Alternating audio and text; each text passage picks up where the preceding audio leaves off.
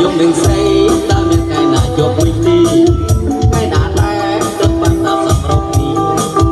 បើបងសើចអូនញញឹមពិតជាស្នេហ៍ជួបគ្នាសើចដាក់ជាណាពិសេស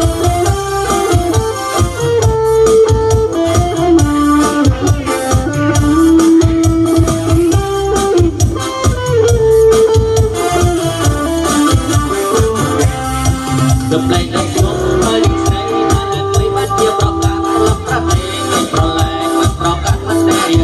ថាពេលនេះក៏ត្រឡាក់តែអស់ឡាស់ក៏តែខឹងប្រលែងប្តីអូនធ្វើអ្វីយ៉ាងនេះខ្ញុំនឹងស្រីតើមានតែណាជុំនេះថ្ងៃណាដែរទើបបានតាមសម្រុកនេះ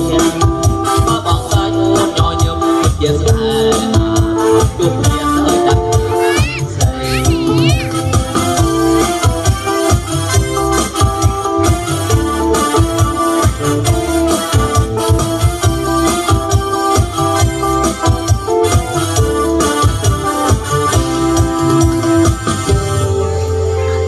chụp mình với những vị sự bình